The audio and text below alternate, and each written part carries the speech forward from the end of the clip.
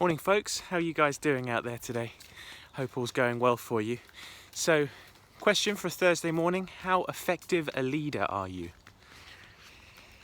Now this is really important, especially if you're trying to make things happen in property, because no matter the scale you're operating at, you're going to have to work with other people, whether it's estate agents, letting agents, solicitors, mortgage brokers, vendors, or people within your own team that you're working with every day in order to push forward and make things happen and scale up. Now, for me, and I know that there's so many different styles of leadership and ways of doing things, so I'd love to hear your thoughts. Let me say that from the outset. But for me, leadership comes down to one simple thing: bringing yourself and others from point A to point B. And if you succeed in doing that, you have succeeded as a leader, you are an effective leader.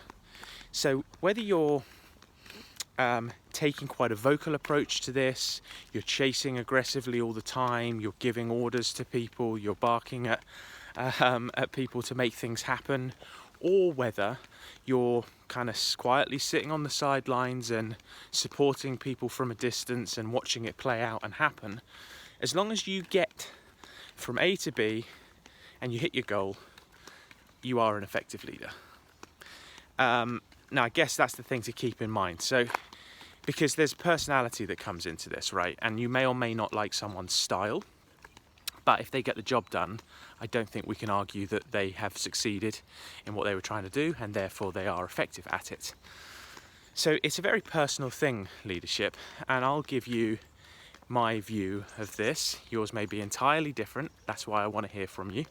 But it's a bit like when you see a football team playing a match and the manager's on the sideline. It could be any sport really, but you see some managers, they're red in the face, they're screaming the whole time, they're giving instructions to everyone in the finest details, and then you see the opposing manager sat there very relaxed in his chair or standing up or whatever, but he's not barking at anyone, he's just observing, he's just watching what's happened, or she, because perhaps they feel that actually their work was done the minute the team walked out onto the pitch, because then it was over to them anyway. They're not on the field, they're not able to really affect any change, they're going to let their players get on with it, right? So which are you? Are you a barker? Are you shouting? Are you riling yourself up and displaying passion that others might follow suit on? Or are you calmly observing and sort of seeing what happens? Now for me, I'm the calm observer. At least I think so. I'd have to have others judge me on that really, but I think that's my style. And the reason why I take that approach is because basically, if you're well organised and if you're doing the right things all the time, I don't think it's necessary to be shouting and screaming in order to get your way or in order to make things happen. Now, there's a fantastic gold standard book from back in the days, The Art of War by Sun Tzu, which is an incredible book for strategic thinking. Very, very simple, thousands of years old, but still entirely relevant. But there's an incredible quote that says, you should be able to, the ultimate victory is winning the war without ever having to fight. And I think that the kicking and the screaming and the shouting is fighting. That's what I see it as. Whereas if you're organised and everyone knows what they're supposed to be doing in advance, then really things should run smoothly and you should get to your end goal without a huge amount of hassle. Basically, I think business can be challenging, but it needn't be overly stressful. I think we can make it more stressful than than it is if we're not organised and if we haven't got things running, smoothly.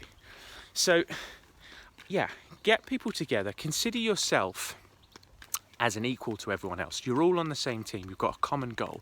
So try to serve people rather than having them serve you. Do whatever you can to make people's lives better that are working with you. Find out what they need, find out what support they want. Get behind them in every single possible way that you can. It's a bit like the Marines, they never leave a man or woman behind.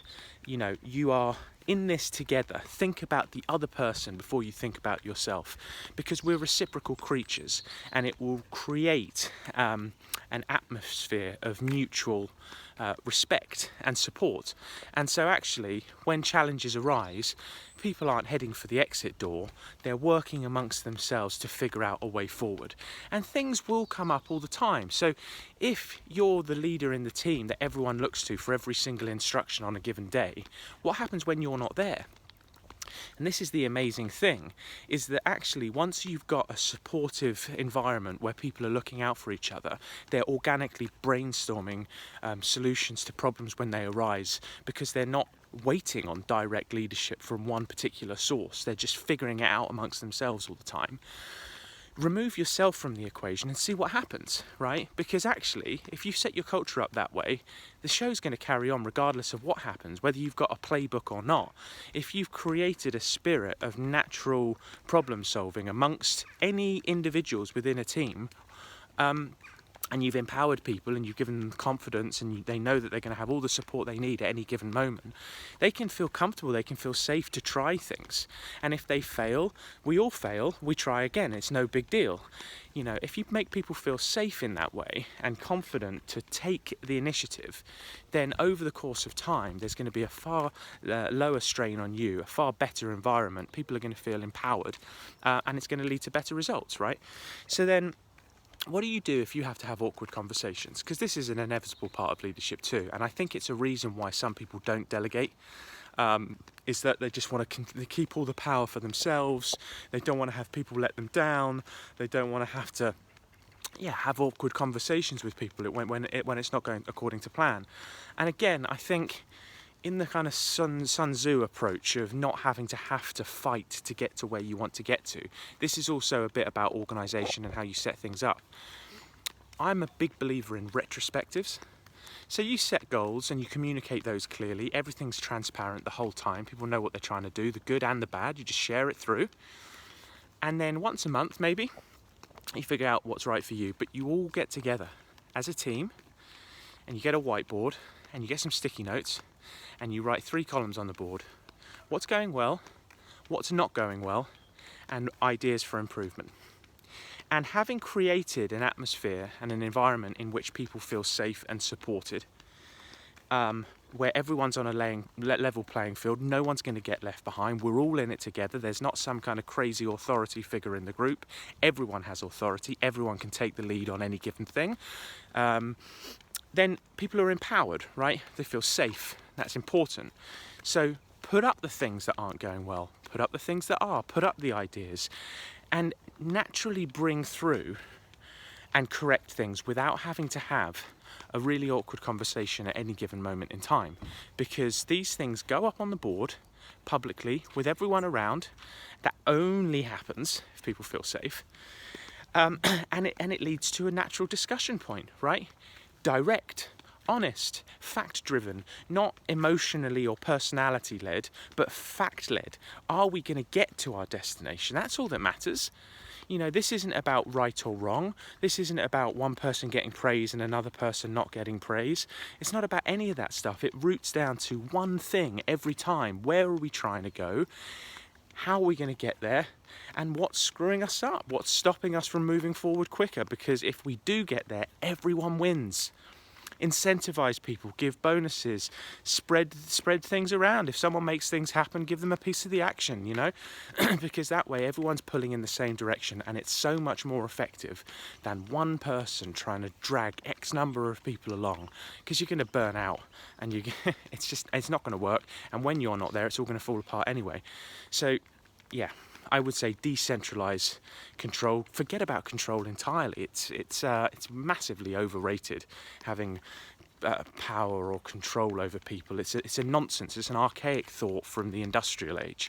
Spread it all around. Everyone's empowered. Everyone's safe. Everyone's in it together. And I think amazing things happen. And then you can be that manager on the sideline enjoying a cup of coffee. And watching things on the pitch go wrong and the players naturally organise themselves around that situation to improve it without you having to say anything. That, to me, is so much more powerful. so much more effective. But listen, love to hear your thoughts. What works well for you? What have you tried? What do you disagree with from what I've said? What do you agree with? Bring it on. I love the conversation. We all benefit from open dialogue. So wishing you a very good day ahead. Speak to you soon. Bye bye.